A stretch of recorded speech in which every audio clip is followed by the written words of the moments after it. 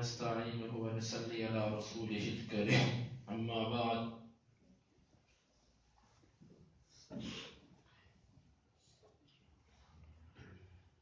جنت اور اس کی صفات کا بیان نبی صلی اللہ علیہ وآلہ وسلم نے جنت کے بارے میں فرمایا کہ میری امت میں سے 70,000 لوگ ایسے ہوں گے جو بغیر حساب و کتاب کے جنت میں جائیں گے. پھر آپ نے فرمایا کہ ہر 1000 کے ساتھ 70,000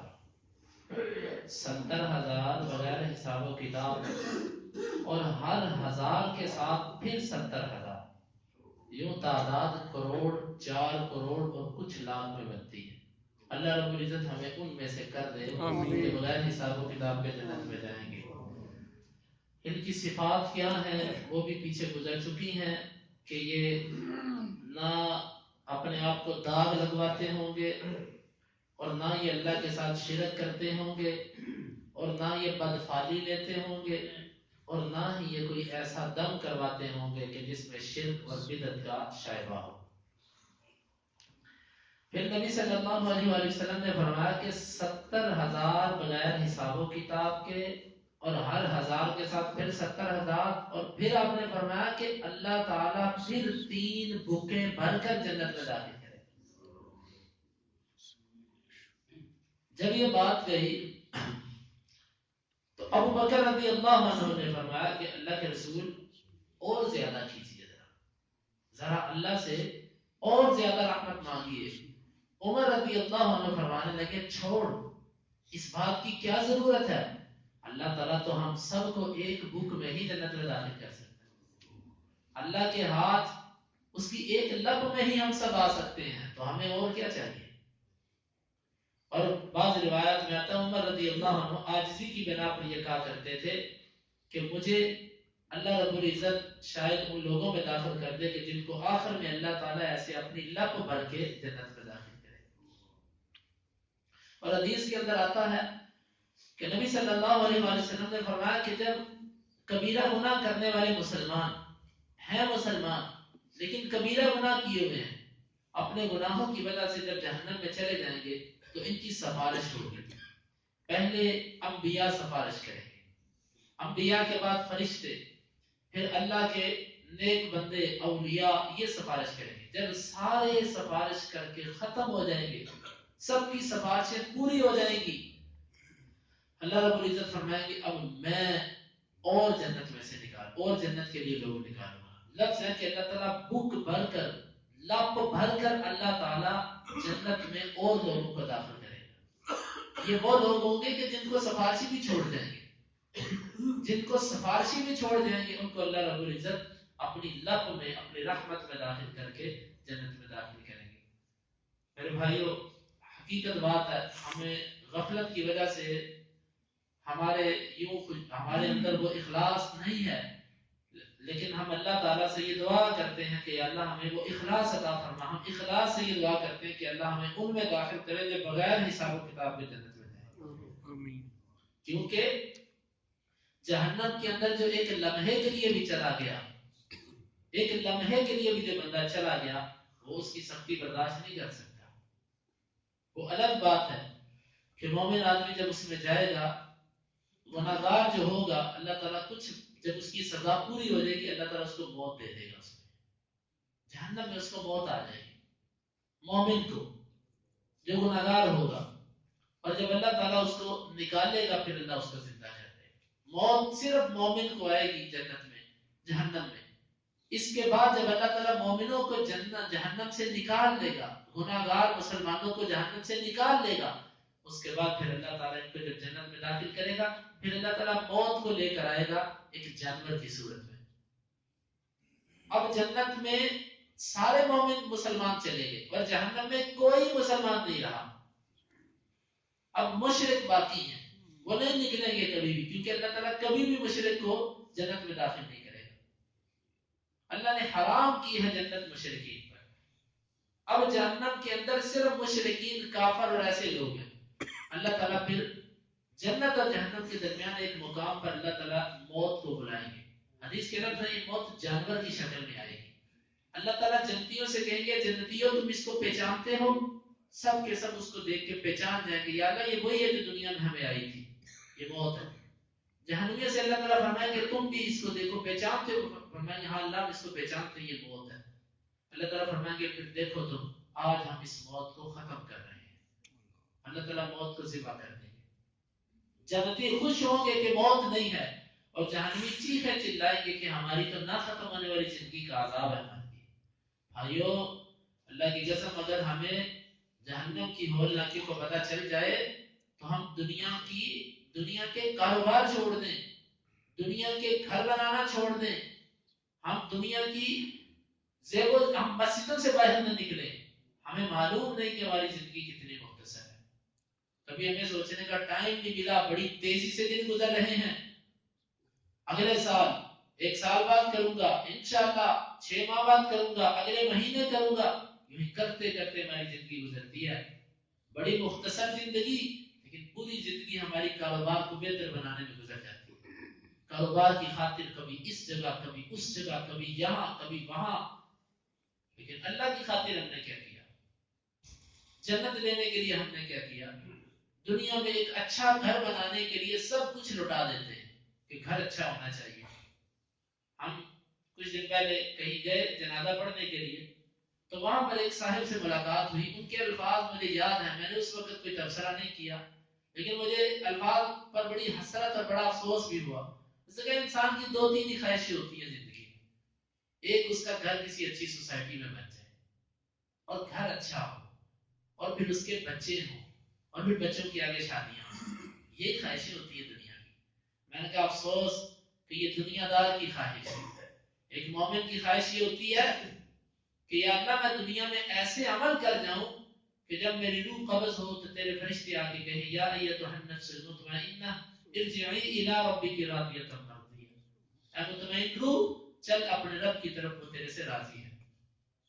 ایک مومن کی خواہش یہ ہوتی ہے کہ یا اللہ مجھے جنت الفردوس میں جگہ دینا، میرا جنت میں گھر اچھا بن جائے، سب سے اچھی سوسائٹی جنت ہے، اور اس کے اندر میرا گھر بن جائے، یہ مومن کی خواہش ہوتی ہے۔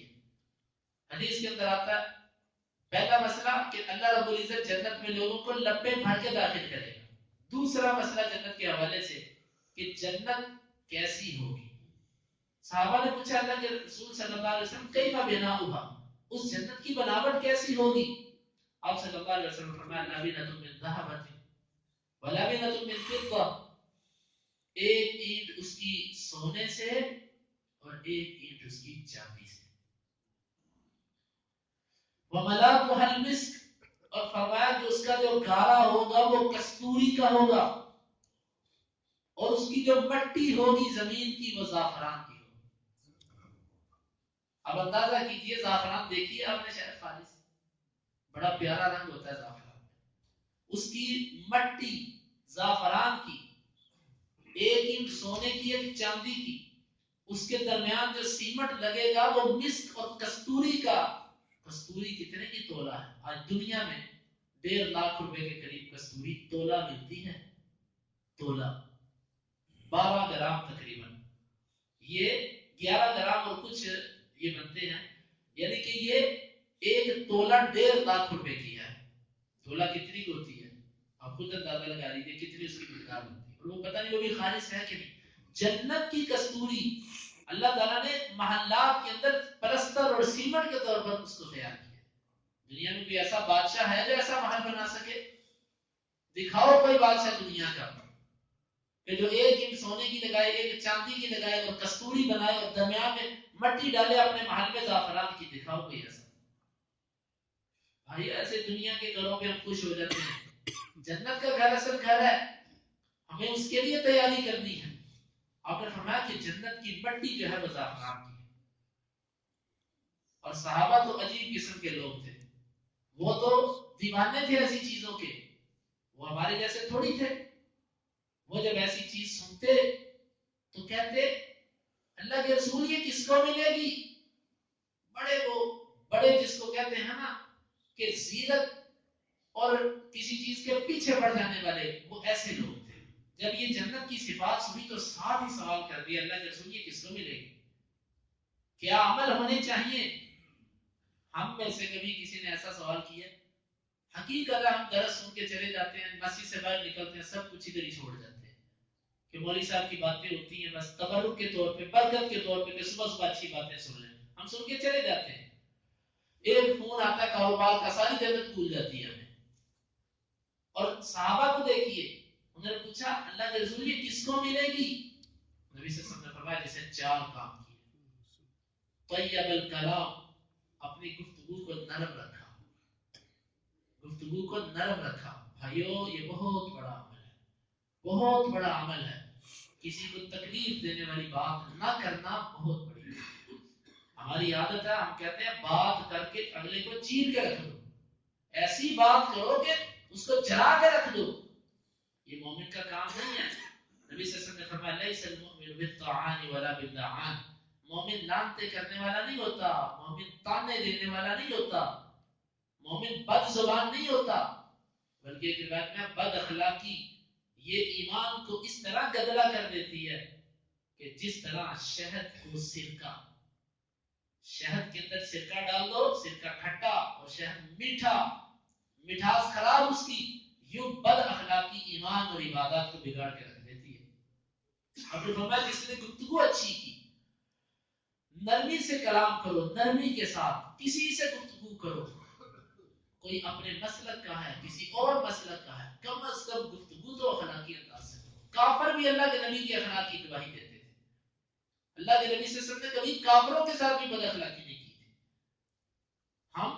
ہم تو اپنے توحید والے بھائی کے ساتھ، جس کا عقیدہ بھی توحید والا ہے، ہم اس کے لیے بھی ایسی ایسی زبان استعمال کرتے ہیں کہ اس کے گھر تک، اس کی بیوی تک، اس کی بیٹیوں تک، اس کے بچوں تک پہنچ جاتے ہیں۔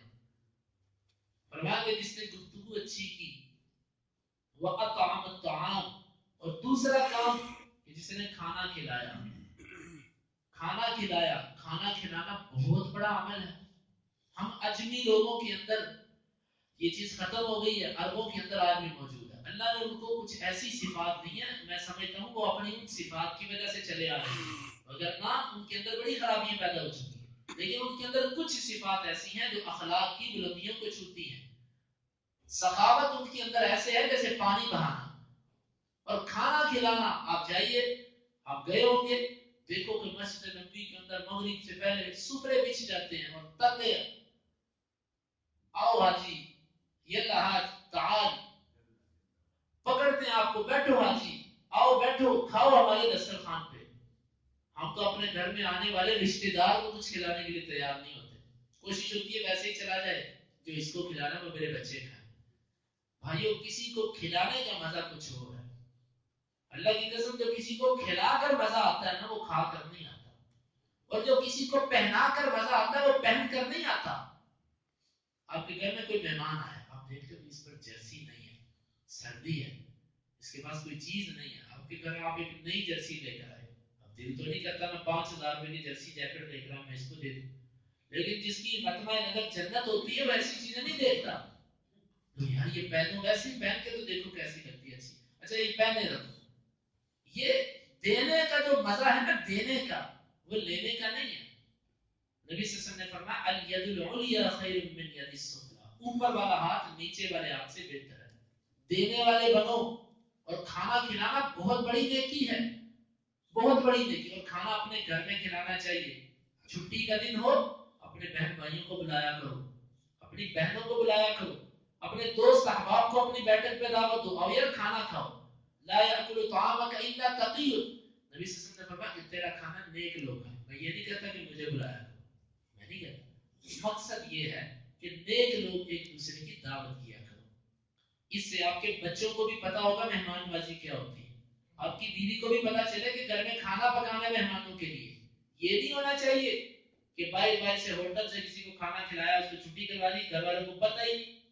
آپ اپنے بچوں کو مہمان نوازی کے آداب سکھاؤ، ان کو پتا چلے اطعم الطعام، جس نے کھانا کھلایا یہ جنت اس کو ملے گی۔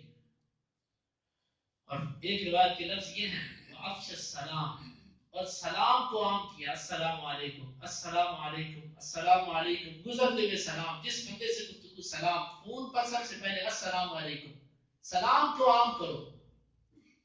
اور پھر فرمایا کہ جس نے وصلی باللیل والناس نیام، جس نے رات تہجد کی نماز پڑھی جب لوگ سوئے ہوئے تھے.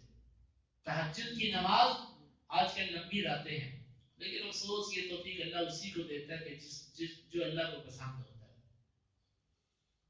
کہ اللہ ہمیں بھی توفیق عطا فرما تہجد پڑھنے کی. حقیقت یہ ہے کہ لمبی راتیں بھی ہم ٹی وی پر ضائع کر دیتے ہیں. یہ میڈیا اتنی بڑی اسلام کے خلاف ایک سازش ہے نا. 24 گھنٹے خبریں، 24 گھنٹے پروگرام. ان لوگوں کو قرآن کے لیے چھوڑو ہی نہ، لوگوں کو تہجد کے لیے چھوڑو ہی نہ. پہلے ایک ہوتا تھا وہ پاکستان کا پی ٹی وی، وہ کسی وقت خاموش بھی ہو جاتا تھا. اب تو ایسے ایسے چینل آئے ہیں کہ کسی گلی کا گٹر بھی اگر ابل رہا ہو تو وہاں پر جا کر اس کی تصویر بنا کر پورا گھنٹہ اس پر تبصرہ کرتے ہیں. مقصد لوگوں کو دین سے دور کر دو، ان کو ٹائم ہی نہ دو اللہ کے ذکر کرنے. بھائیو راتیں بڑی لمبی ہیں. جو بندہ سردیوں میں تہجد نہیں نہ پڑھتا وہ بندہ گرمی میں کبھی بھی نہیں پڑھ سکتا. رات جلدی سونا تاکہ تہجد پڑھ سکے. تہجد کی عادت بنائیں، اس کی لذت دیکھیں پھر کیسی ہے. اللہ تعالیٰ نے اس عبادت کے اندر بڑی لذت رکھی ہے. اور جب یہ لذت شروع ہوتی ہے پھر بندہ کہتا ہے کہ یا اللہ رات لمبی ہو جائے، اذان کا وقت تھوڑا سا آگے چلا جائے تاکہ میں اور تیری نماز پڑھوں اور عبادت کروں. فرمایا کہ جس نے یہ 4 کام کیے اس کو یہ جنت ملے. اور ایک روایت کے لفظ ہیں کہ جنت کے اندر ایک ایسا محل ہوگا، آپ نے فرمایا وہ سارے کا سارا موتی کا ہوگا، اندر سے خالی ہوگا. 60 میل کا یہ موتی، 60 میل. آپ کا لاہور 60 میل تک شاید نہیں پھیلا ہوا. آپ کے پورے لاہور سے بڑا ایک موتی محل ہوگا.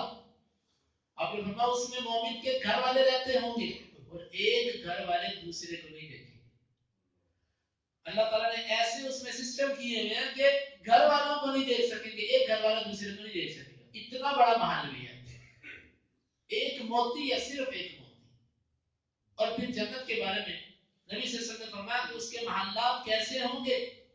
اس کے ایسے ہوں گے محلات کہ باہر سے اندر والا حصہ دکھائی دے گا اور اندر سے باہر والا، پورا شیشے کا محل، شیشے جیسا. لیکن بے پردگی یہ معاملات ادھر نہیں ہوں گے.